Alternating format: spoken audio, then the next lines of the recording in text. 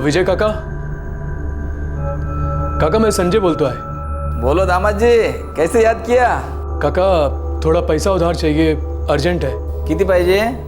3000 रुपये। ठीक आहे, घरी येऊन घेऊन जा। पण काका मी ड्यूटीवर आहे।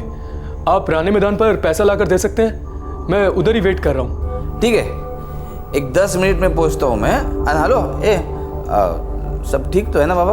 हो काका हो, मस्त आहे मस्त आहे। और साक्षी ठीक है ना? एकदम अच्छी है काका, कोई लफड़ा नहीं। बस आप राणे मैदान पर आ जाइए। अच्छा ठीक है। अरे नीट घाल रे कवर।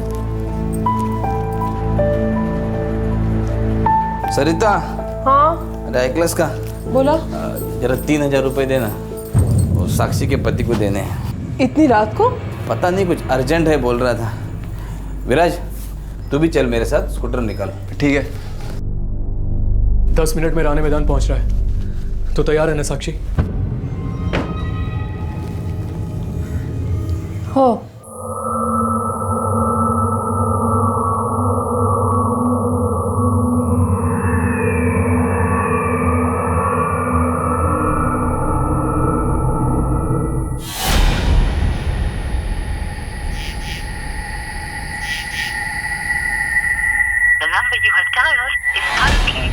काय झालं?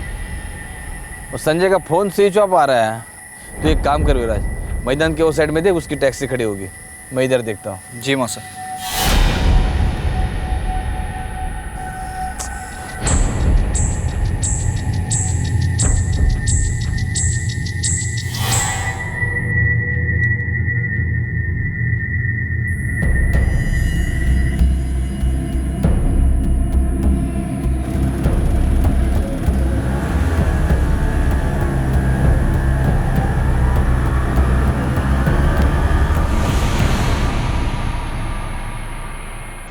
पूरे 1 घंटे इंतजार करने के बाद भी जब उसके मौसा विजय जाधव वापस नहीं आए तो विराज घर लौट आया और उसने अपनी मौसी सरिता को सारा किस्सा बताया। विजय जाधव का सेल फोन ऑफ आ रहा था।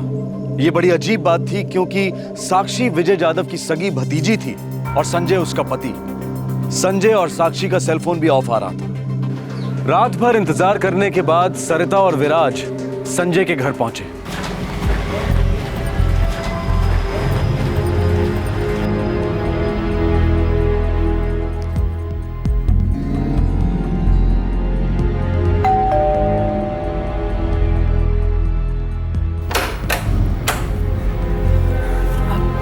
सरिता, विराज, क्या हुआ? साक्षी के काका यहाँ आए थे क्या? नहीं तो क्यों? साक्षी और संजय भाजी क्या है मौसी? मला नहीं माहिती। मैं अभी उठी हूँ, वो लोग भी घर पे नहीं है। पता नहीं कहाँ चले गए हैं। अरे देवा, ये भी रात भर घर नहीं आए हैं। मौसी, मुझे लगता है हमें पुलिस को इन्फॉर्म करना चाहिए। काहीतरी सॉलिड लोचा है। ये विजय जाधव से तुम्हारा क्या रिश्ता है? सर, ये मेरी मौसी है। इन्हीं के साथ रहता हूँ मैं। अभी 12वीं की तैयारी कर रहा हूँ। मेरे माँ बाप वो दोनों कोकण में रहते हैं। और ये साक्षी और विजय जाधव का क्या रिश्ता है? साक्षी मेरे पति के छोटे भाई अजय की लड़की है। हम सब कोकण के हैं। साक्षी भी 10वीं की तैयारी करने के लिए हमारे यहाँ आई थी 1 साल पहले। अरे अरे बस बस बस बेटा बस। देख, यहाँ अब मन लगा के पढ़ाई करना है। अनाजे, तू फिक्र करो ना उससे। अब इसको 10वीं पास कराने का जिम्मा मेरा है। मैं और इसकी आई दोनों डांट डांट के थक गए। 10वीं में 2 बार फेल हुई। बच्चे बड़ी हो गई है, उसे डांटने से नहीं प्यार से समझाते हैं। अब देख, मेरे यहाँ आ गई ना तो मेरा कहा मानेगी। अब तू डायरेक्ट अगले साल आना मिठाई का डिब्बा लेके। सरिता, तू बोल रही थी ना तुझे बेटी चाहिए, अब आ गई बेटी। देख, जा आजा बेटा। दादा, तुम मेरे बड़े भाई से ज्यादा पिता के समान हो। मैं तुम्हारा उपकार। अरे पागल हो गया तू? तेरे मेरे बीच में क्या क्या है रे उपकार? और साक्षी का सिर्फ तेरी बेटी है? अभी इस विषय पर कोई चर्चा नहीं चाहिए। पहले ये बता, गांव से हापुस आम लाए कि नहीं? 4 पेटी लाए दादा, अपने ही पेड़ के। अरे वाह, अब तो मन भर के हापुस आम खाऊंगा रे। 1 साल पहले 10वीं की तैयारी करने आई थी और उतने में इस रिक्शा ड्राइवर संजय से शादी भी कर ली। जी हाँ साहब, मेरा बेटा ज़्यादा पढ़ा लिखा तो नहीं है, लेकिन वो बहुत भला है, बहुत मेहनती है और वो इनके साक्षी से सच्चा प्यार करता है। हमें तो कुछ भी मालूम नहीं था सर।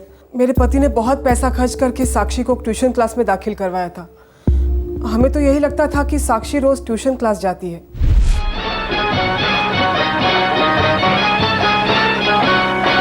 गोमुसंगतीन माझ्या तू येशील काय, गोमुसंगतीन माझ्या तू येशील काय, माझ्या फिरतेची राणी तू होशील काय, गोमुसंगतीन। ये लो। सुन, तू 18 की हो गई है। हाँ क्यों? फिर तो 10वीं के एग्जाम तो शादी के बाद भी दे सकती है। काय तेरे इसका है, मैं तुझसे शादी क्यों करूंगी? क्योंकि तेरे गाल लाल हो गए, सांसें फूल रही हैं तेरी, और देख आंखें मुस्कुरा रही हैं। वैसे मेरी खोली कोई महल नहीं है, लेकिन जब तू आ जाएगी ना तो हम मिलकर बनाएंगे ताजमहल। बोल बनाना है? साक्षी के बाबा बहुत बिगड़ गए थे जब साक्षी ने उन्हें संजय के बारे में बताया। अरे ऐसे मुंह काला करने के लिए भेजा था तुझे? मेरी नहीं तो कम से कम काका की इज्जत का ख्याल की होती बेशरम। ये देख, कोई मुंह काला वाला नहीं किया है हमारे साक्षी ने। मुंह काला कब होता जब वो कोई गलत करती, तो ऐसा कोई गलत तो किया नहीं है ना उसने। साक्षी बेटा, ऐसा कोई गलत नहीं किया है ना तूने? काका, हम सच्चा प्यार करते हैं और शादी करना चाहते हैं। संजय अच्छा लड़का है। हाँ अच्छा लड़का है। तू गप्प बस रहे। ये देख, मैंने पता किया है, संजय अच्छा लड़का है। अब गरीब है तो क्या हुआ? अरे हम तो कभी इससे भी ज्यादा गरीब थे, लेकिन लड़के में कोई बुरी आदत नहीं है। हाँ? ईमानदार है, मेहनत से कमाता है, और सबसे बड़ी बात तो हमारे बच्चे से प्यार करता है। ये देख, तू टेंशन मत ले, शादी का पूरा खर्चा मैं उठाऊंगा। अरे दादा ये अरे गप बस, मुझे चर्चा नहीं चाहिए अभी। देख, अरे घर की इज्जत को इज्जत से विदा करते हैं, समाज में गर्दन झुकनी नहीं चाहिए हमारी। हाँ। शादी कब हुई थी? 1 महीने पहले, 1 जुलाई को। दहेज को लेकर कुछ अनबन हुई थी? नहीं साहब, हमने कुछ नहीं मांगा, सब कुछ अच्छी तरह से हो गया था। मेरे पति ने अपनी तरफ से बहुत कुछ दिया साक्षी को। साक्षी की विदाई के बाद तो जैसे उनका दिल बैठ गया था। हर हफ्ते कुछ न कुछ लेकर जाते थे उसके लिए। अरे संधि जी आप। नमस्कार। नमस्कार नमस्कार। अब कधी आलात तुम्ही? ये क्या है, अभी कुछ साड़ियाँ लाया था साक्षी के लिए। वैसे आपके लिए भी साड़ी लाया हो। कशाला उगाच माझ्यासाठी? हाय, मैंने काका को बोला था कि मुझे साड़ी नहीं चाहिए, लेकिन काका सुनते ही नहीं। काका, मला एक आई नको। बेटा, ये तुम्हारे पिता समान है, अगर वो तुम्हें प्यार से कुछ दे रहे हैं तो ले लो ना चुपचाप। और कल रात साक्षी के पति संजय ने विजय यादव से 3000 रुपए मांगे। हो सर, और वो भी एकदम अर्जेंट। मैं और मौसा जी गए थे रानी मैदान पैसे लेके, लेकिन फिर मैंने देखा कि मौसा जी साक्षी ताई के साथ संजय भाऊ की रिक्शा में बैठ के कहीं चले गए। रिक्शा का नंबर याद है? हाँ साहब, MH02Z484। पाटिल, आरटीओ में फोन करके पता करो कि ये रिक्शा किसके नाम पे रजिस्टर। हो सर। और आप दोनों का घर तो 5 मिनट की दूरी पर है ना? हो साहब। तो संजय और साक्षी ने आपको बताया नहीं कि दोनों कहाँ जा रहे हैं? रात को खाने के बाद मेरा बेटा और बहू दोनों बाहर टहलने जाते हैं। मुझे लगा ऐसे ही गए होंगे, फिर मैं दवाई खाई और सो गई। सरिता जी, क्या इसके पहले कभी संजय ने आपसे पैसों की मांग की थी? कभी नहीं, ये पहली बार था। मेरा बेटा बहुत ही खुददार लड़का है, उसने आज तक कभी किसी से पैसे उधार नहीं लिए। फिर पता नहीं अचानक उसे समधी जी से 3000 रुपए क्यों मांगने पड़े। सब पता चल जाएगा। पाटिल, साक्षी, संजय और विजय यादव तीनों के लेटेस्ट फोटोग्राफ इन लोगों से ले लेना, तीनों के मोबाइल नंबर ट्रैकिंग पे डाल दो और तीनों की मिसिंग कंप्लेंट भी लिखवा लेना। हो सर। चलिए आप लोग मेरे साथ आइए।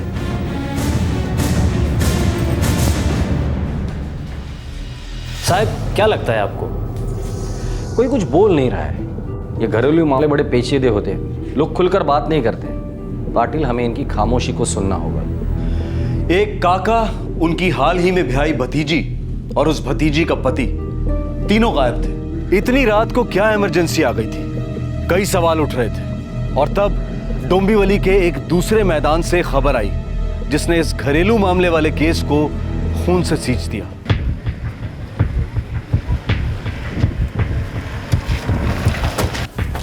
साहब इस तरफ आइए। चल।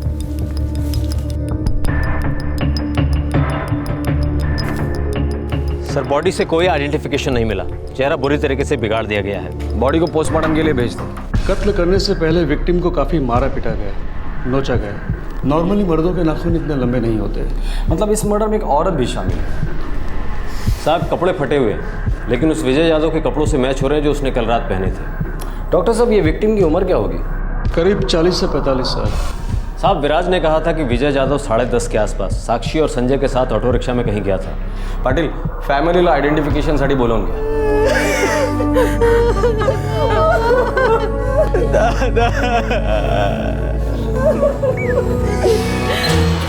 सर साक्षी और संजय के सेलफोन्स अभी भी ऑफ है और ये भी सुनने में आया कि संजय किसी धनी का ऑटो किराए पे चलाता था। नहीं साहब, शादी से पहले संजय ऑटो चलाता था। शादी के बाद वो ऑटो चलाना बंद कर दिया था और सुपर कूल टैक्सी सर्विस में नौकरी करने लगा था। तो फिर वो ऑटो किसका था जो विराज ने देखा था? सर आरटीओ से बात हुई है, आज शाम तक सारी डिटेल्स मिल जाएगी। ठीक है, इन्होंने जो मिसिंग की कंप्लेंट लिखाई उसको अपडेट कर देना। संजय और साक्षी के ऊपर किडनैपिंग, मर्डर और क्रिमिनल कॉन्स्पिरेसी का चार्ज लगा देना। हो साहब। साहब मेरी बेटी अपने खुद के काका का अपहरण और हत्या कैसे कर सकती? उसके लिए तो दादा ने वो किया था जो शायद मैं कभी नहीं कर पाता। ये बघा अजय जादव, बड़े बड़े जुर्म परिवार के अंदर ही होते हैं। लेकिन हमारे परिवार में तो ऐसी गड़बड़ नहीं थी साहब।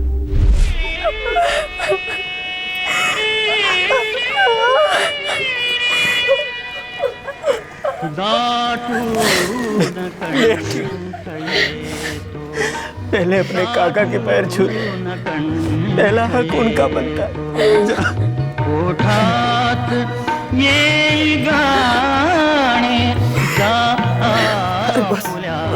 बस हमारे परिवार का आपसी प्यार ऐसा ही बना रहेगा।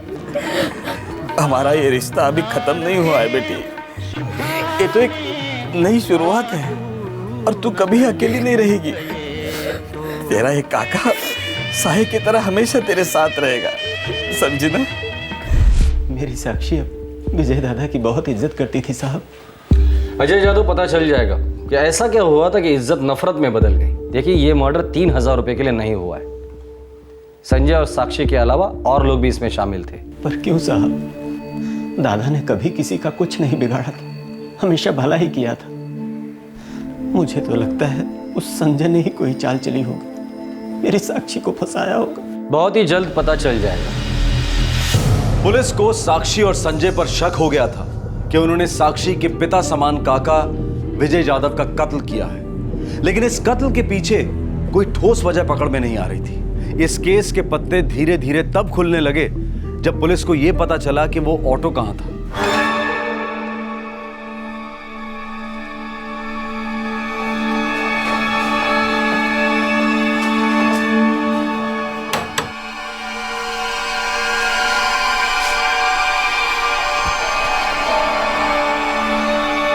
ऑटो रिक्शा का ड्राइवर यहीं रहता है?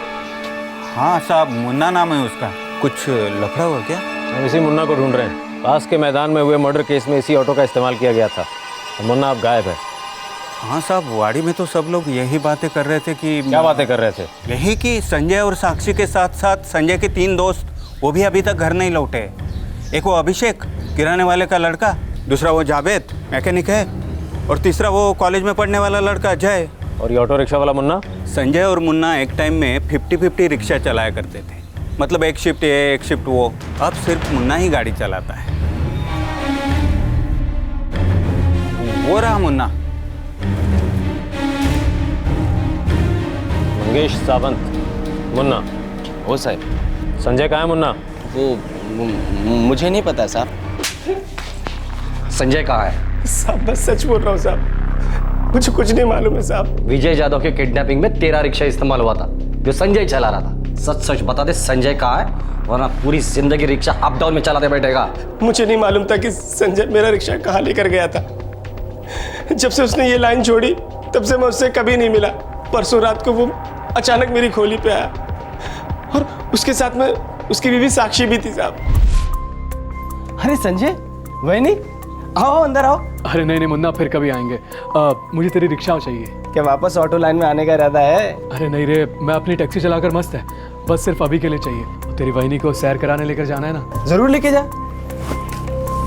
ये ले चाबी। चल मुन्ना, मिलता है। आराम से, कोई घाई नहीं है। सुबह तक भी गाड़ी लौटाएगा तो चलेगा। वैसे ही मुझे अब नींद आ रही है, मैं सोने जा रहा हूँ। चल चल चल चल।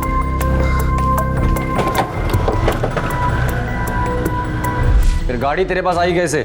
सब मुझे लगा कि वो सुबह गाड़ी लौटाएगा, लेकिन वो रात के तकरीबन 12 साढ़े 12 बजे वो सर गाड़ी लौटा के चला गया। अरे संजय, मुन्ना ये ले चाबी। तो सुबह लौटाने वाला था ना? नहीं मुन्ना, वो मेरा काम हो गया। काम हो गया?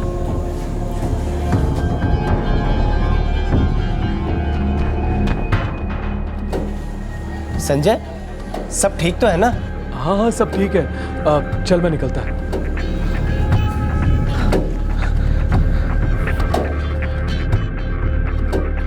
इसके अलावा मुझे कुछ नहीं मालूम है साहब। सोच ले मुन्ना, आखिरी चांस दे रहा हूं मैं तुझे। हाय शपथ साहब, माँ कसम साहब, मुझे कुछ नहीं मालूम है साहब। सर, साक्षी का फोन ऑन हुआ था सर, विठल नगर बस स्टेशन के पास Hariom guest house. Lady constable को साथ में ले लो। सर। पाटिल साहब, गेस्ट हाउस के मैनेजर को पता है ना क्या करना है? हो साहब, समझा दिया है।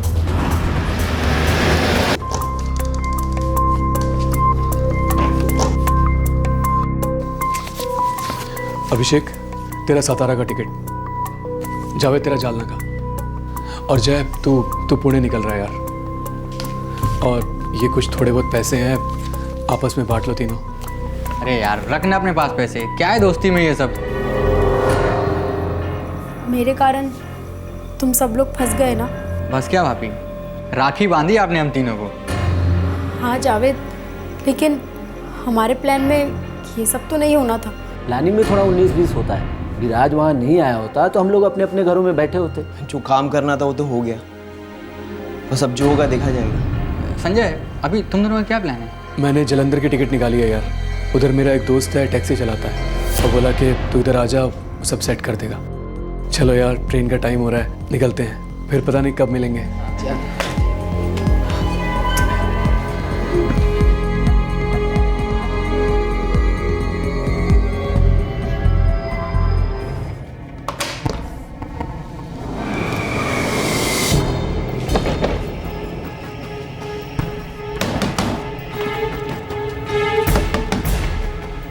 ओ मैनेजर साहब,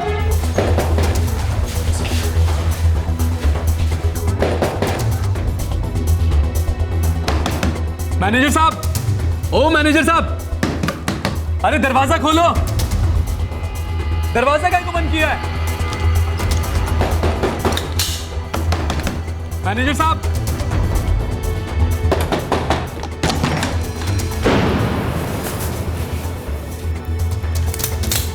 नहीं, इन्हें कुछ मत करो। अच्छा, वह सभी के सभी यही मिल गए। लेके चलो सबको।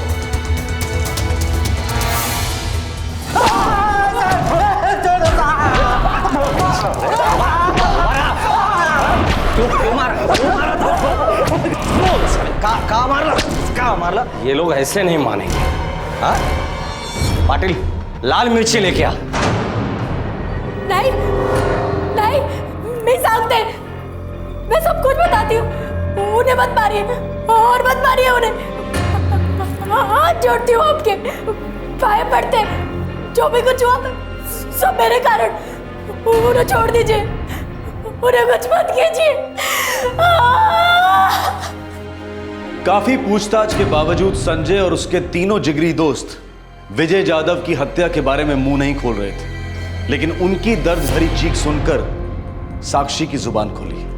साक्षी ने पुलिस को बताया कि किस तरह से विजय जाधव की हत्या की गई, लेकिन जब हत्या का कारण साक्षी की जुबान पर आया तब पुलिस कर्मचारी भी सुनकर दंग रह गए। साक्षी की कांपती जुबान ने उस सच को बयां किया जो हमारे देश के हजारों घरों की दीवारों के बाहर नहीं जाता, बस इन दीवारों में यादों का मुर्दा बनकर दफन हो जाता है।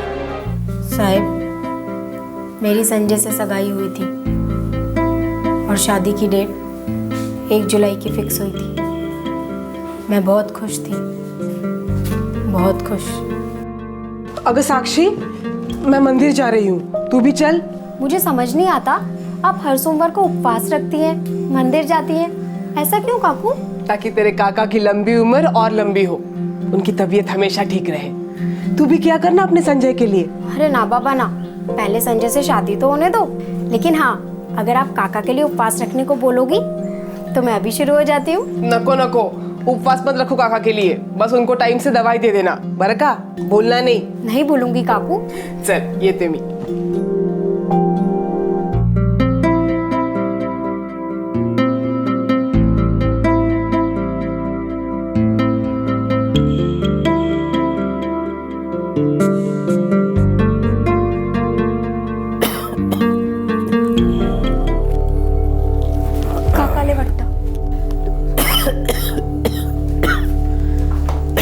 काका, आपकी दवाई। अरे तूने क्यों तकलीफ की, मैं ले लेता।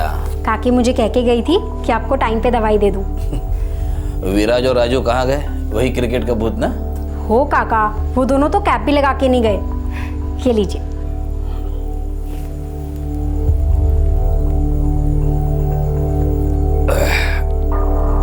अरे वाह, तेरी सगाई की अंगूठी तो बहुत सुंदर है। ये बस नहीं थे, ये बस मस्त है ना? हाँ मस्त है काका। मस्त है ना? ये क्या कर रहे हैं आप? मस्त है ना काका? मस्त है ना? मस्त है ना? मुझे लगा ये कोई बहुत ही गंदा सपना है जिसमें मेरे खुद के काका ने मुझे गंदा किया, माझा बलात्कार केला साहेब। मैं सोचती रही कि अब ये सपना खत्म होगा, अब उठूंगी, पर ऐसा नहीं हुआ साहिब। ये बुरा सपना चलता रहा, 3 महीने तक चलता रहा साहिब। विजय ने अपने छोटे भाई अजय की बेटी साक्षी के साथ बलात्कार किया था। छोटा भाई अजय अपनी बेटी साक्षी को विजय की हिफाजत में सौंप कर गया था। साक्षी विजय को अपने पिता से ज्यादा सम्मान देती थी। 2 महीने बाद साक्षी की शादी होने वाली थी और इसी दौरान विजय जाधव ने अपनी विकृति का जहरीला फन उठाया। उस दिन से लेकर साक्षी की शादी से 2 रात पहले तक विजय जाधव ने अपनी भतीजी को बार बार डसा, उसे सुन और बेजुबान छोड़ दिया। साक्षी इस घिनौनी हरकत के बारे में किसी को कुछ नहीं बता पाई, बस इंतजार करती रही कि कब उसकी शादी हो जाए और उसे इस भयंकर दर्द से छुटकारा मिले, लेकिन नहीं। अरे बस बस बेटे बस, हमारे साथ तेरा ये रिश्ता अभी खत्म नहीं हुआ है। तेरा ये काका साए की तरह हमेशा तेरे साथ रहेगा।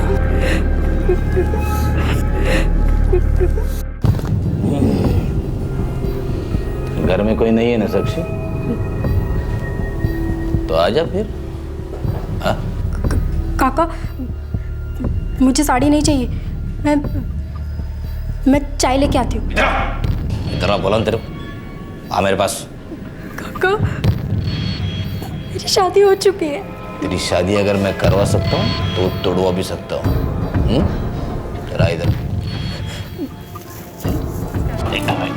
मैं अलग अलग लोगों को अलग अलग झूठ बोलती रही कि मेरी ये उंगली कैसे टूट गई। खुद से भी झूठ बोलती रही क्योंकि मुझे यकीन ही नहीं होता था कि मेरे खुद के काका मेरा बलात्कार कर सकते हैं। लेकिन साहिब, मैं संजय से ज़्यादा दिन झूठ नहीं बोल पाई। साक्षी, एक बात पूछूं? हाँ पूछो ना। तो दुखी है ना? नहीं तो। झूठ बोल रही है तू। मुझे पता है कि तू क्यों दुखी है। क्या पता है? यही कि तू मेरे साथ खुश नहीं है। मेरी नौकरी से, मेरी कमाई से, इस छोटी सी खोली में दम घुटता है ना तेरा। तू अपने काका के पास जाना चाहती है? नहीं नहीं, कभी कभी नहीं। मैं उस घर में कदम भी नहीं रखना चाहती, और ये भी नहीं चाहती कि वो आदमी इस घर में आए। क्या हुआ? कोई झगड़ा हुआ क्या? नहीं, सब खत्म हो गया। साक्षी बोल ना। मला सांग ना मला। संजय वो मेरा काका नहीं, वो तो एक राक्षस है।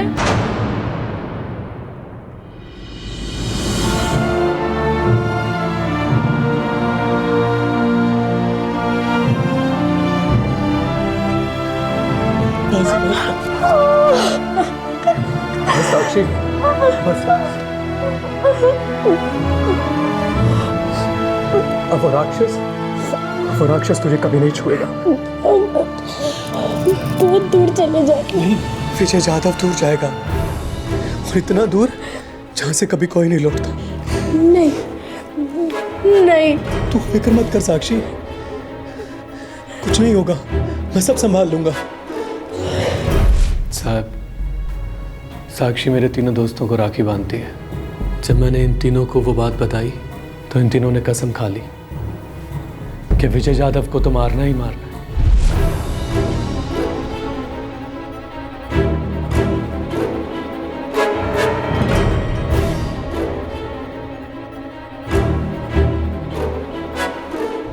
मैंने अपने दोस्त मुन्ना से उसका ऑटो लिया और विजय जादव को 3000 रुपए के बहाने राणे मैदान पर बुलाया।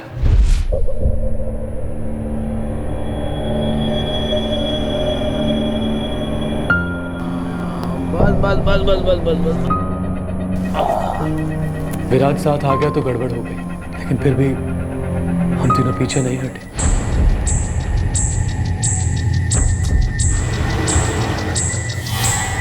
संजय, अरे क्या रे, कितना टाइम लगा दिया है? हाँ? और ये क्या, तो फिर से रिक्शा चलाना चालू कर दिया? साक्षी, तू पण आलीस? सब ठीक तो है ना बाबा? काका आप अंदर बैठिए ना, आपसे कुछ बात करनी है। कैसी बात है? क्या चल रहा है तुम लोगों का? क्या करता है? अरे, अरे, अरे।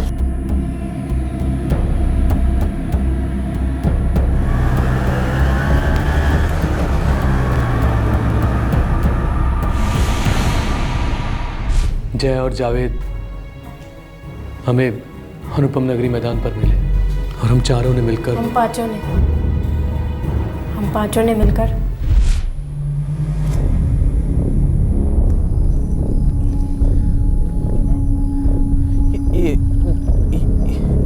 ये सब क्या हो रहा है? साक्षी, तो बता इन लोगों को। नहीं काका, आप ही बोलिए। जिस बात के लिए आप मुझे धमकियां दे रहे थे, वो बात अब संजय को बता दीजिए। कौन सी बात बेटी? साले वैशी, अब बेटी बोल रहा है मुझे। बोल मेरे पति को, बता मेरे भाइयों को। कैसे तूने मेरा रेप किया था? कभी ने, कैसे तूने मुझे धमकियां दी? मेरे बाबा ने तुझ पे भरोसा करके तेरे घर भेजा, और तूने अपनी भाई की बेटी के साथ छी, तू है तुझ पे साले गंदे कीड़े कुतरिया।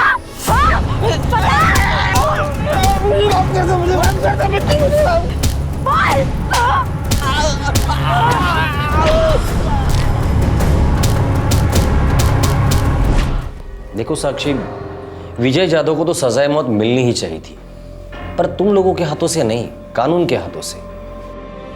पर साहब, कानून विजय यादव को सजाए मौत कभी नहीं देता। शायद नहीं, पर जो जिल्लत भरी जिंदगी उसे मिलती थी वो उससे जीते ही मार डालती थी, और तुम दोनों की जिंदगी शुरू होने के पहले खत्म नहीं होती। दुर्भाग्यवश जो सजा विजय यादव को मिलनी चाहिए थी, कानून अब तुम्हें देगा।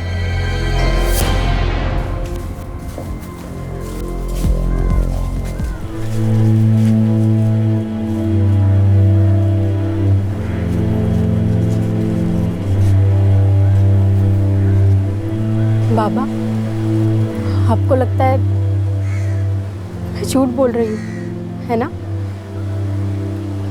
काका तो आपके लिए दूध के धुले थे। आप सोच रहे होंगे कि मुझ में ही कोई खोट है ना बाबा? अरे एक बार तो बोली होती। आप दिल से नहीं बोल रहे बाबा, तभी तो आंखें नहीं मिला पा रहे आप मुझसे। विजय काका ने ठीक ही कहा था, कोई मेरा यकीन नहीं करेगा, बोल के कोई फायदा ही नहीं।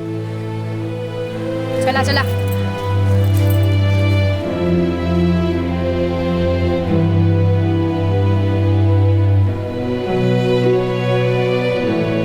साक्षी संजय, जावेद, अभिषेक और जय को कोर्ट में पेश किया गया।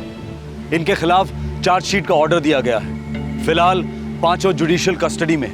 इंसेस्टुअस रेप यानी कि परिवार के किसी सदस्य द्वारा किया गया बलात्कार। दुनिया भर में इस तरह के बलात्कार को बेहद संगीन जुर्म माना जाता है और अक्सर इस तरह के जुर्म के लिए उम्र कैद की सजा सुनाई जाती है। 1983 में हमारे देश के रेप लॉज में काफी महत्वपूर्ण सुधार आए और उनमें से एक था रेप के लिए मिनिमम सजा, जो इस वक्त है 7 साल बामशक्कत। साथ ही कस्टोडियल रेप केसेस में मिनिमम 10 साल से लेकर उम्र कैद तक की सजा तय की गई है। कस्टोडियल रेप वो होता है जहां अपराधी अपनी पोजीशन का फायदा उठाता है, जैसे पुलिस ऑफिसर, जेल का वार्डन, हॉस्पिटल स्टाफ, सरकारी ऑफिसर वगैरह वगैरह। बच्चे माँ बाप की कस्टडी में होते हैं तो कॉमन सेंस की बात है कि पिता या पिता समान रिश्तेदार जो गृहस्थी का कर्ता धरता है, फैमिली का हेड, यदि ऐसा शख्स अपनी कस्टडी में किसी बालिग या नाबालिग बच्चे का यौन शोषण करता है तो वो सीधे सीधे कस्टोडियल रेप के दायरे में आना चाहिए। कानूनी परिभाषाओं में सुधार लाए जा सकते हैं, सजा और सख्त की जा सकती है, लेकिन इंसेस्ट और इंसेस्टुअस रेप को लेकर एक और महत्वपूर्ण पहलू है और वो है सामाजिक डिनायल। हमारा समाज इंसेस्ट के बारे में, परिवार के सदस्यों के बीच लैंगिक संबंधों के बारे में बात करने से भी कतराता है। हम इस तरह से पेश आते हैं जैसे ऐसा कुछ होता ही नहीं है, और अगर होता भी है तो विदेशी मुल्कों में होता होगा। हमारे यहाँ तो ये असंभव है। इससे बड़ा झूठ नहीं हो सकता, क्योंकि ऑफिशियल और अनऑफिशियल आंकड़े ये बताते हैं कि हमारा देश इंसेस्ट और इंसेस्टुअस रेप दोनों में टॉप करता है। हमारे आज के एपिसोड की दूसरी कहानी।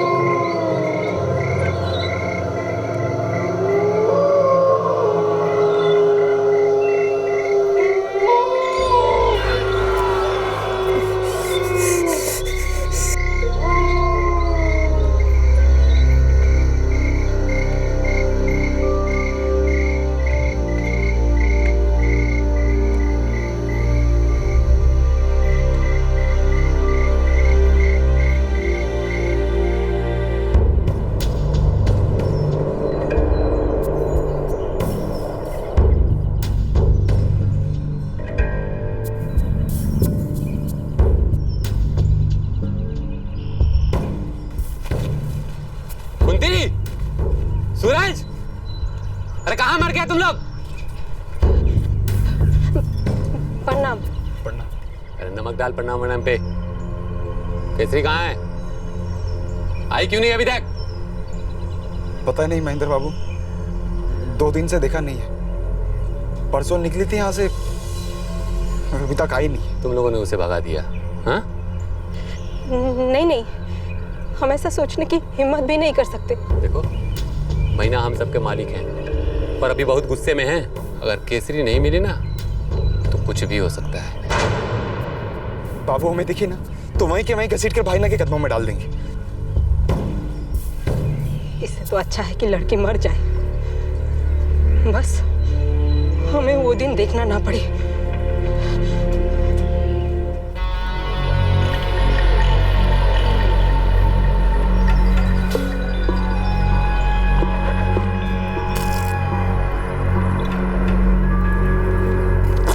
जा जल्दी, काम जल्दी करो। मीना कहाँ है वो? मीना वो कहाँ गई होगी वो? कहीं नहीं भाग सकती मीना। उसके घर के बाहर अपने आदमी है। उसकी दोस्त है ना मेघा, उसके घर के बाहर भी गांव के हर कोने कोने में अपने आदमी है। अपना गांव छोड़कर दूसरे गांव गई होगी। 13 साल की लड़की जंगल क्या पार करेगी भैया? जंगली बिल्ली है वो, ढूंढो उसे महेंद्र, ढूंढो। हमारे साथ ऐसी दगाबाजी नहीं कर सकती। लाऊंगा भैया, चाहे जो भी हो, आपके कदमों में जरूर लाऊंगा उसे।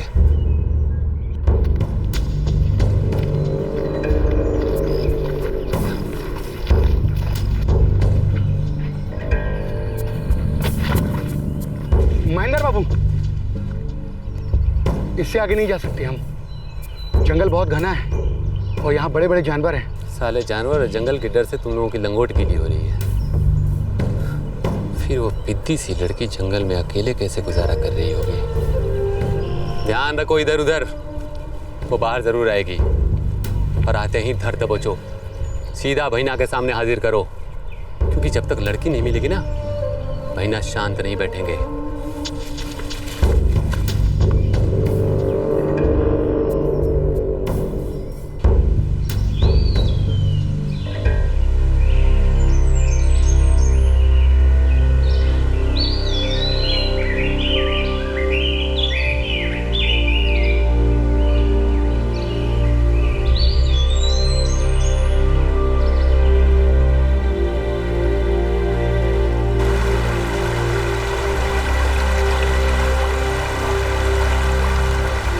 बाली पर्वत, केऊंझार जिला, उड़ीसा।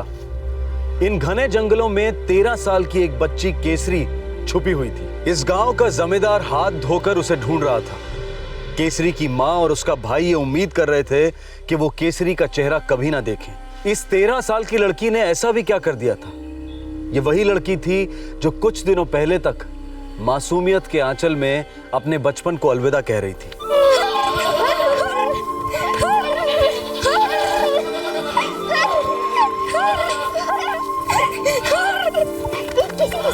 चल मेरे घर जाके खेलते हैं। ना रे, माँ की मदद करनी है, खेत पे जाना है। कल खेलते हैं ना, पक्का। ए केसरी, हाँ खाना खाया तूने? ना। आजा आजा, खाना खा ले। पखाला खाइबू? आज नहीं काकी, कल आती हूँ ना, पक्का। आज काम है ना। हो जा।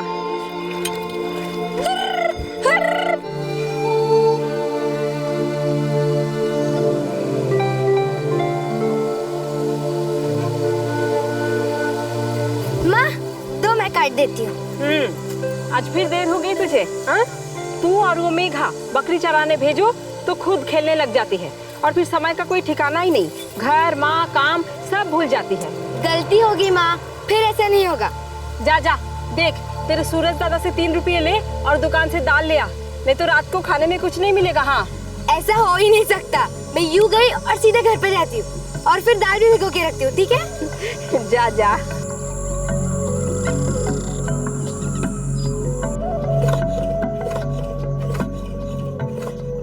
भाई 3 रुपए देना ना, माँ ने दाल लाने के लिए कहा है।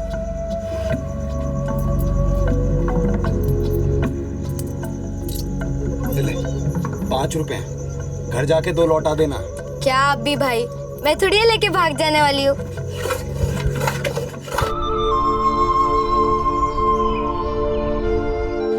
काका 3 रुपए का दाल देना ना।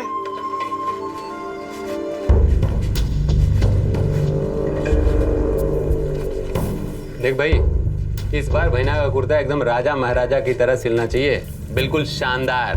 आप बिल्कुल फिक्र मत करिए महेंद्र बाबू, पिछली बार भाईना ने जो मेले में कुर्ता पहना था उससे 100 गुना ज्यादा बेहतर इस बार होगा। मीठी बात मत कर, परसों मेला है, तब तक सिल जाएगा कुर्ता। अब बिल्कुल सिल जाएगा, मैं पूरी रात खुद लगा रहूंगा जब तक कि आपका कुर्ता सिल न जाए। अगर नहीं सिला तो तेरी सारी सिलाई खोल दूंगा। आप भाईना शानदार कुर्ता बन जाएगा। ये देखिए, ये कपड़ा देखिए, ये कटक से मैंने खास तौर से आपके लिए मंगवाया है। दिल्ली, बम्बई, कलकत्ता के लोग इस तरह के कपड़ा पहनते हैं, आप इसे पहन के बिल्कुल छा जाएंगे। अरे वाह भैना, इस कुर्ते में तो आप एकदम से दूल्हे राजा लगोगे, 20-22 साल के छबीले। सुनो सुनो सुनो, बाली पर्वत के गांव वालों सुनो, आज नहीं, कल नहीं, परसों परसों बाली पर्वत के खुले मैदान में लग रहा है मेला। आप सभी को आना है, मस्ती में झूमना है, नाचना है, गाना है, और सभी लड़कियां हीरोइन बनकर आएंगी और सारे लड़के हीरो बनकर आएंगे, क्योंकि वो चुनेंगे अपनी मनपसंद हीरोइन। खेल होगा, मजे होंगे और साथ ही में दिखाई जाएगी फिल्म मुंह ताते लब करूची। तो सुनो सुनो सुनो, बाली पर्वत के सभी गांव वालों जरा मेरी बात ध्यान से सुनो। परसों मेले में पहुंचिए बाली पर्वत के खुले। देश के हर गांव में आज भी मेला बहुत मायने रखता है। बाली पर्वत गांव का ये सालाना मेला साधारण नहीं है। यहाँ जिंदगियों का मेल होता है, तकदीरों का खेल होता है। इस मेले में अगर किसी लड़के को कोई लड़की पसंद आ जाए तो बस वो उसी वक्त सिंदूर से उसकी मांग भर देता है और उसी पल से वो लड़की उसकी पत्नी हो जाती है। इस इलाके की हर लड़की को आभास होता है कि वो कभी ना कभी किसी ना किसी मेले में अचानक किसी पुरुष की पत्नी बन सकती है। लड़की की मर्जी कोई मायने नहीं रखती।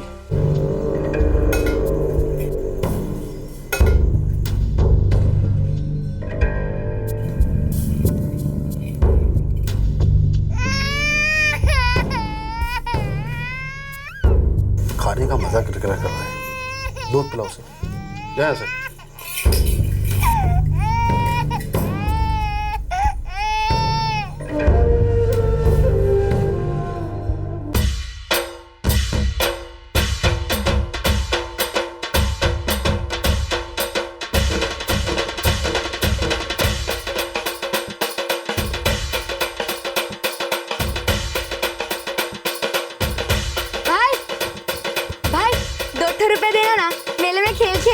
₹2 पागल हो गई, 8 आना ले।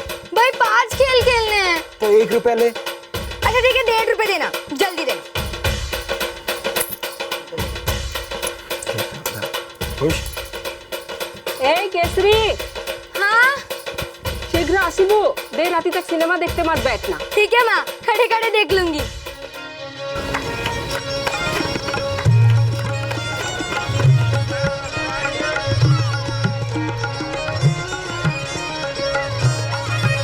रजा बाबुल गाछी रे, हिला डुला नाचे रे, झुमका जबर फूल रंगा रंगा, हा हा हा, झुमका जबर फूल रंगा रंगा, हा हा हा। रजा बाबुल गाछी रे, हिला डुला नाचे रे, झुमका जबर फूल रंगा रंगा, हा हा हा, झुमका जबर फूल रंगा रंगा, हा हा हा। राजा बाबू सायो रे, मीठा मीठा पानी रे, मीठा मीठा पानी, अचला बोरे खाया भर, कुलसा बोरे आनी रे, कुलसा बोरे आनी। झुमका जबर फूल रंगा रंगा, हा हा हा, झुमका जबर फूल रंगा रंगा, हा हा।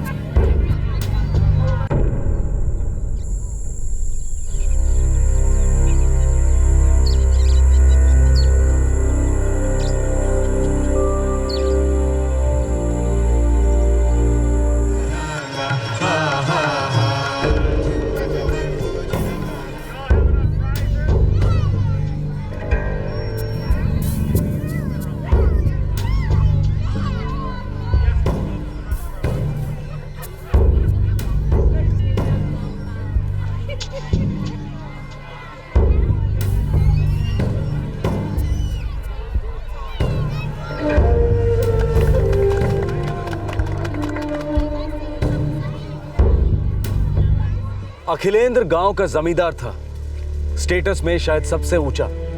उसकी पहले 4 शादियां हो चुकी थी। पहली जब वो 24 साल का था, दूसरी जब वो 32 साल का था, तीसरी जब वो 38 साल का था और चौथी शादी 44 साल की उम्र में। अब वो 50 का होने वाला था। उसकी 2 बीवियां गुजर चुकी थीं। एक बीवी को उसने छोड़ दिया था, अब सिर्फ चौथी बीवी उसके साथ रहती थी। अब 50 की उम्र में वो 5वीं शादी करने चला था और दुल्हन का नाम था केसरी। जी हाँ, ये वही 13 साल की लड़की थी जो इस मेले में घूमने आई थी। अखिलेंद्र उसे अपनी पत्नी बनाने वाला था, लेकिन ये उसके लिए कोई नई बात नहीं थी। उसकी पहली 4 पत्नियां बालिग होने से पहले ही उसकी जागीर बन गई थी। आज से मैं तुम्हारा स्वामी, तुम मेरी स्त्री। मुझको तुम्हारा स्त्री नहीं बनना है।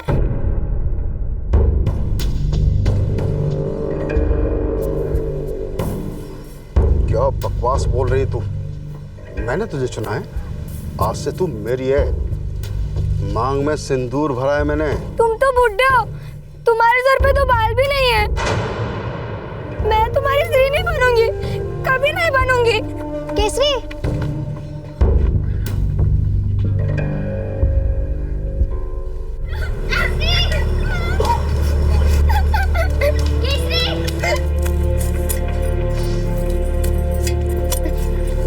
रे केसरी, कौन हेला माँ?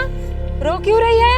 माँ, जमींदार ने मेरे मांग में सिंदूर भर दिया। कह रहा था कि वो आज से मेरा स्वामी है। रे पगली, तू रो क्यों रही है?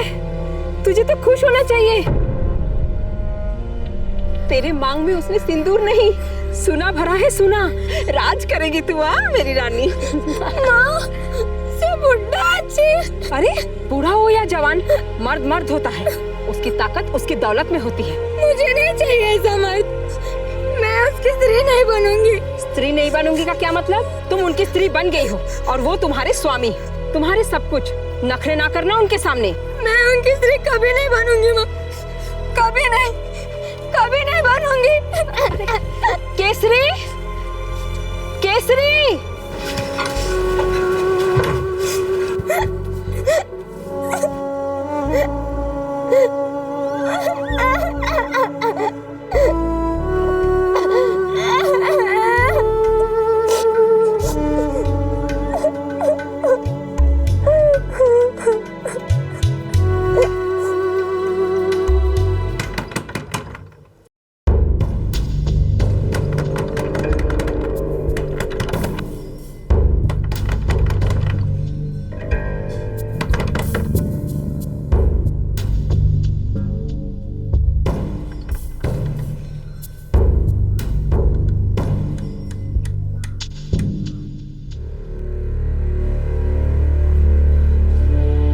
ऐसे ही होता है केसरी। लेकिन इतना बुढ़ा स्वामी मुझे नहीं चाहिए। अरे केसरी, जमींदारों की उम्र नहीं होती। गंजा जमींदार। गंजा हुआ तो क्या हुआ? तुझे जिंदगी भर 2 वक्त खाना तो मिलेगा ना। उसके जिंदगी का क्या माँ? वो तो ऐसा लगता है कभी भी मरेगा, पर फिर मेरा क्या होगा? दूंगी 2 चमाट। अपने स्वामी के बारे में ऐसी बातें नहीं निकालते। वो मेरा स्वामी नहीं है। अरे मांग भरी जा चुकी है तेरी, स्वामी है वो तेरा। थोड़ी सी होशियारी की हम सबकी खाल उतरेगी। गांव निकाला करा देगा हमारा वो। और वैसे भी अब तुझे दूसरा मर्द नहीं मिलने वाला। शादीशुदा औरत है तू। नहीं चाहिए मुझे कोई दूसरा स्वामी। घर बैठूंगी मैं। और खाएगी क्या घर बैठ के तू? है? मैं तेरी जिंदगी भर की जिम्मेदारी नहीं ले सकता। कल ही तुझे अपने घर वापस जाना पड़ेगा। और जितनी जल्दी तू ये बात समझ लेना, उतना ही हम सबके लिए अच्छा है। उस जमींदार का घर ही अब तेरा घर है।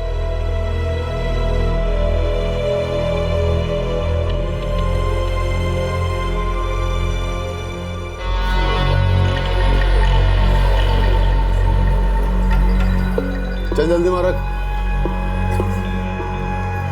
सुना है कि दूसरी ला रहे हो। हाँ, आज से तू अंदर वाले कमरे में पड़ी रहे।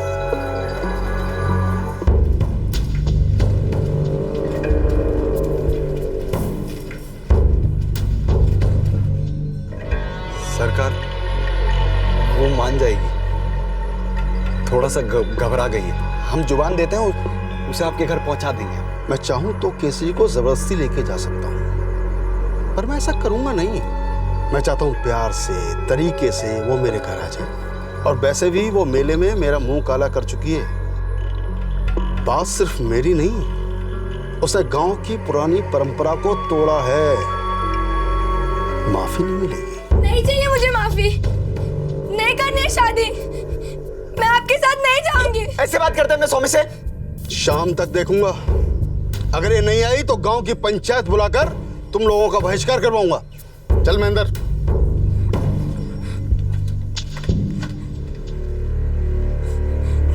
केसरी की ये बगावत, ये अकड़ सिर्फ उसके परिवार वालों को ही नहीं बल्कि पूरे गांव को तकलीफ में डाल रही थी, धमका रही थी। सदियों से चली आ रही प्रथा को चैलेंज किया गया था। पाप है पाप। ये लड़की केसरी पूरे गांव को सजा दिलवा के रहेगी और हम ऐसा होने नहीं देंगे। बात सिर्फ मेरी नहीं है, बात उसूल की है, लाज की है, मर्यादा की है। हम सब लोग मरकर जब स्वर्गलोक में जाएंगे तो अपने पूर्वजों को क्या मुंह दिखाएंगे? हाँ भाईना मैं एक बात बोलना चाहती हूँ और सभी गांव को मैं हाथ जोड़कर कहती हूँ, केसरी को छोड़ दीजिए। केसरी अभी बच्ची है। भाईना आपके तो 4 बीबियां हो चुकी है। भाईना दया करो तो। क्या कहना चाहती है निर्मला? तो उसकी तरफदारी कर रही है या मेरी बुराई? नहीं भाईना, मैं बस इतना कहना चाहती हूँ कि हमें कानून के हिसाब से चलना चाहिए और हमारे देश का कानून बच्चों की शादी को गलत मानता है। देश का कानून? कौन सा देश, कौन सा कानून? हमारा एक ही कानून है जो हमारे पुरखों ने बनाया। इस गांव का कानून। हमारा गांव एक राज्य में है और हमारा राज्य एक देश में है, भारत देश। और भारत देश का कानून सबसे बड़ा कानून है। बकवास बंद कर निर्मला। 2 क्लास क्या पढ़ ली है स्कूल की? बहुत मास्टरी झाड़ रही है। इस गांव के कानून से बड़ा कोई कानून नहीं। अगर कल तक कुंती की बेटी केसरी भाईना के घर नहीं पहुंची तो पंचायत आदमी भेजेगी और उसे घसीट के इनके कदमों में डाल देंगे। अब केसरी भाईना की है और आखिर तक रहेगी। देख और मार मत खा मुझसे, चुपचाप जा। कोई गरीब अगर मांग में सिंदूर भरता तो एक मुट्ठी चावल के लिए तरसती। उसके सर पर बाल होते पर जेब खाली, क्या करती फिर? इससे अच्छा रिश्ता तेरे लिए हो ही नहीं सकता, समझा इसे? जा केसरी, मैं कह रहा हूं तुझे, जा।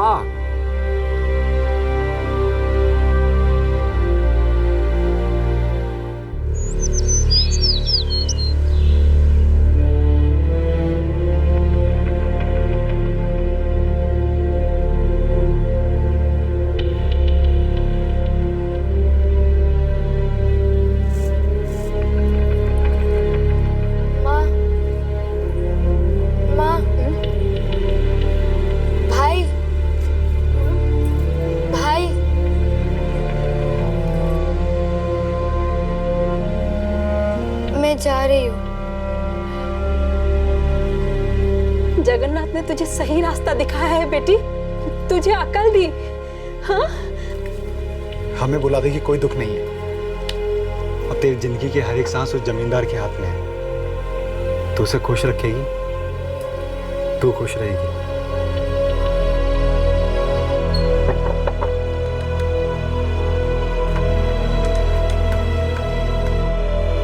हिलाते जाएगी क्या? कपड़े तो लेती जा। लौट के ले लूंगी माँ।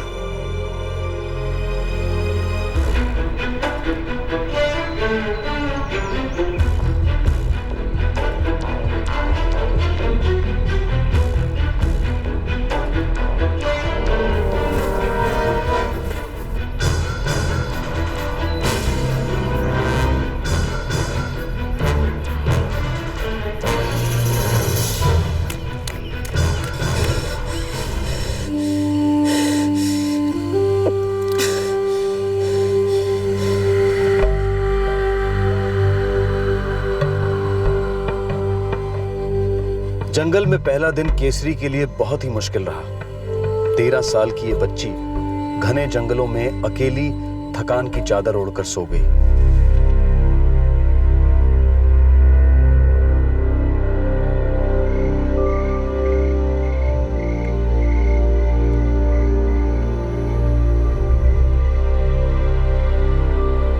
कुंती, बेटी के ऊपर तुम जरा सा लगाम लगाकर नहीं रख सकी? पूरे गांव के मुंह पर गोबर मल के गई है। ये सब लोग मिले हुए हैं, इनको गांव से बाहर निकालना होगा। भाई ना आपके सामने पीटा था। आपको तो पता है हम परंपरा में कितना विश्वास करते हैं। अब लड़की पागल है तो उसकी सजा भाई और माँ को क्यों? क्योंकि उसे पकड़वाने में तुम लोग मदद नहीं कर रहे हो। कहाँ है केसरी? मर गई होगी, जंगली जानवर खा गया होगा। श्राप है उसे, माँ का श्राप। मर जाए ऐसी बेटी जो घर का नाम खराब करे। वो आज से हमारी बेटी है ही नहीं, तो फिर उसके पापों की सजा हमें क्यों? हाथ जोड़ती हूँ, पैर पड़ती हूँ, दया करी भाई ना, दया करी। मुझे लगता है हमें इंतजार करना चाहिए। अगर 2 दिन में लौटती है तो ठीक, नहीं तो उसे मरा हुआ घोषित कर देंगे।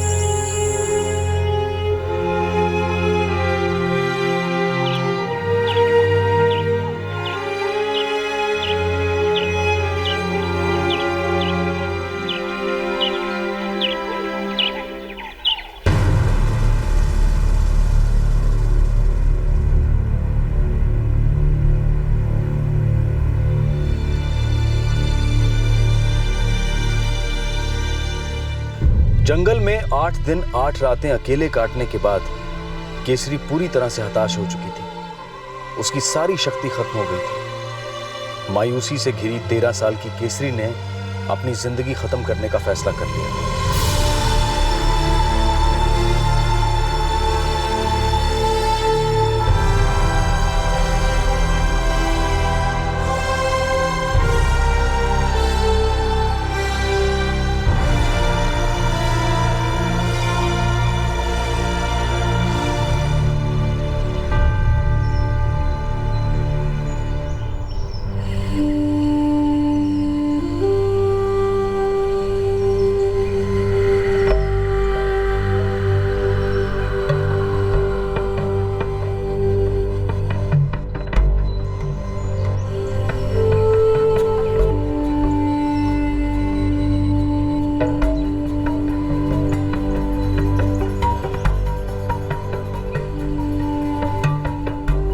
जंगल में 9 दिन 9 जन्मों की तरह साबित हुए। मानो 9 किश्तों में डर, मायूसी, थकान, बेबसी ये सभी खत्म हो गए। केसरी के अंदर अब एक नया जोश आ गया था, जो मानो मां प्रकृति ने उसे वरदान स्वरूप दे दिया था।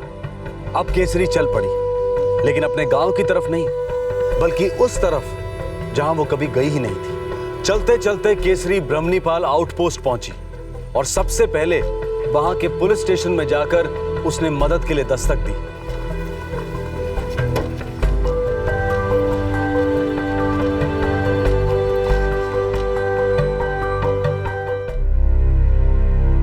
नौ दिनों 9 रातें तो मैं जंगल में अकेले। हाँ, आप मेरी मदद करेंगे ना?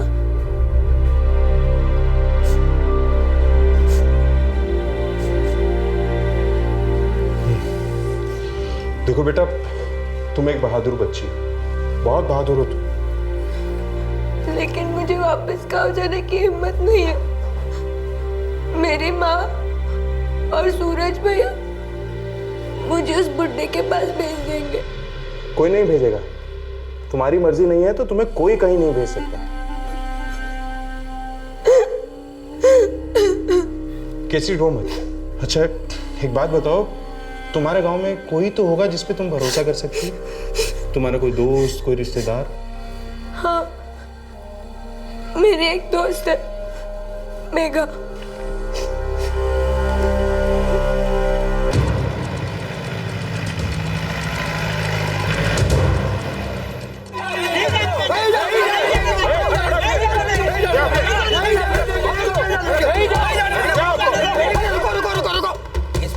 साहब ये गांव का आपस का मामला है, अगर आप बीच में पड़े तो खून खराबा होगा।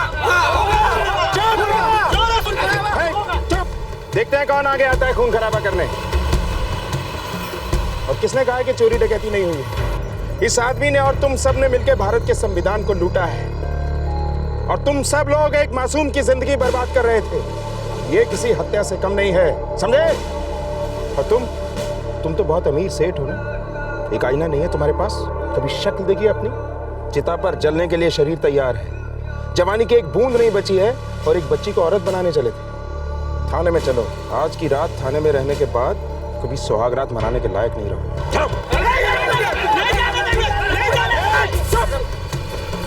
चलो अपने अपने घर रहने दो ना सर। चलो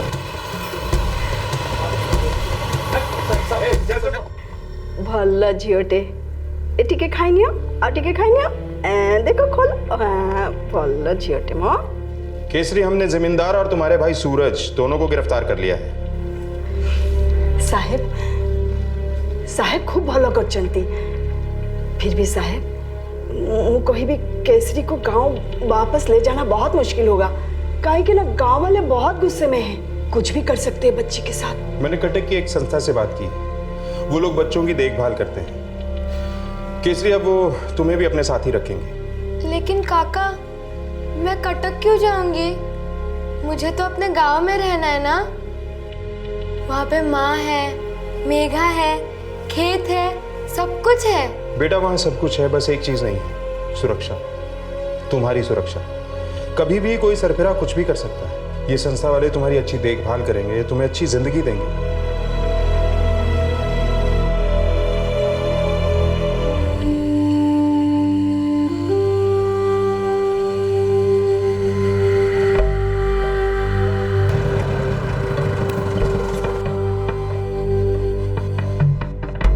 आओ केसरी।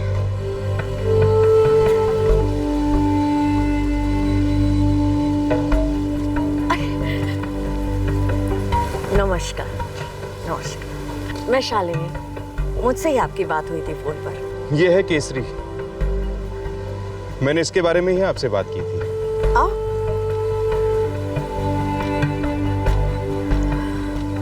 बड़ी प्यारी बच्ची है और जितनी प्यारी है उतनी बहादुर भी है ना? केसरी, तुमने मुझे काका कहा था, तो तुम मेरी प्यारी सी सुंदर सी बेटी हो। कोई भी कष्ट हो तो अपने इस काका को याद करो, ठीक है? केसरी, तुम्हें यहाँ कोई कष्ट नहीं होगा। देखो तुम्हारे जैसे कितने बच्चे हैं यहाँ तुम नए नए लोगों से मिलोगी, नई नई बातें सीखोगी और खास करके अपने पैरों पे खड़े होना सीखोगी।